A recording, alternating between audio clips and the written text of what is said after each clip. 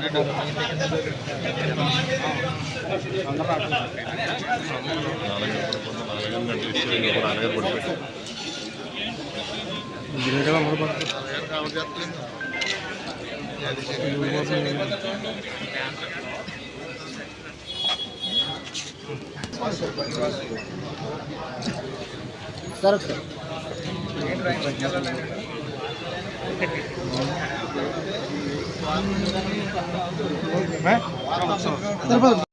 నమస్కారం.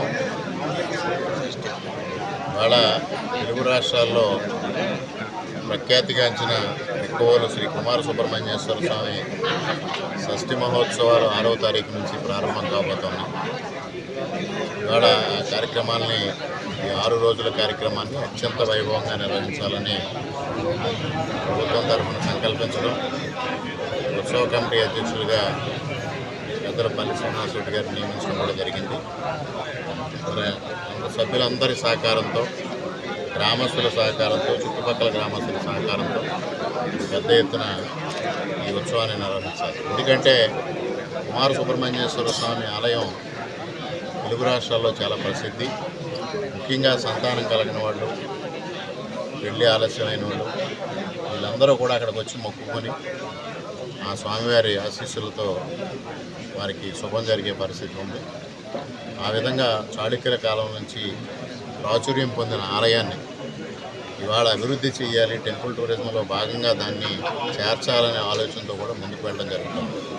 ముఖ్యంగా బెక్కవోలులో ఏదైతే కుమార సుబ్రహ్మణ్యేశ్వర స్వామి ఆలయంతో పాటు లక్ష్మీ గణపతి ఆలయం కూడా చాలా పెద్ద ప్రాచుర్యం సంపాదించుకుంది. అదేవిధంగా క్షేత్రపాలకుడు లక్ష్మీనారాయణ స్వామి, అదేవిధంగా రాజరాజేశ్వరి దేవి, అదేవిధంగా పూర్వం చాళుక్యుల కాలంలో దాదాపు 108 శివాలయాలు బెక్కవోలులో చాళుక్యుల ఆధ్వర్యంలో ప్రతిష్ఠించిన సంగతి కూడా ఈ సందర్భంగా మనం గుర్తు చేసుకోవాల్సిన అవసరం ఉంది. ఇవాళ కాలక్రమేణా అవి 4 శివాలయాల్లోకి రావడం, అవి కూడా సుబ్రహ్మణ్యేశ్వర స్వామి, గోలింగేశ్వర స్వామి ఆలయం ఏదో ఆ ఆలయంలోనే ప్రతిష్ఠ జరగడం కూడా జరిగింది. అందువలన చాళుక్యుల కాలంలో బెక్కవోలుకున్న ప్రాశస్త్యాన్ని, పక్కనే ఉన్న మావిడాడుకున్న ప్రాశస్త్యాన్ని, ఆధ్యాత్మికంగా దాన్ని మరలా పునరుజ్జీవింప చెయ్యాలనే ఒక ఆలోచనతో ఇవాళ కూటమి ప్రభుత్వం ముందుకు వెళ్తూ ఉంది. తప్పనిసరిగా ఆ దిశగా కృషి చేయడం జరుగుతుంది. అదేవిధంగా ఈ 6 రోజుల పండుగని ఎటువంటి అవాంఛనీయ సంఘటనలు జరగకుండా అత్యంత పకడ్బందీగా ఆ కార్యక్రమాలు నిర్వహించి భక్తులకు అందరికీ దర్శన సౌకర్యం కల్పించే విధంగా ప్రభుత్వం అన్ని చర్యలు తీసుకుంటుంది. దానికి ఉత్సవ కమిటీ సభ్యులు ఇప్పటికే ఏర్పాట్లలో నిమగ్నమై ఉన్నారు.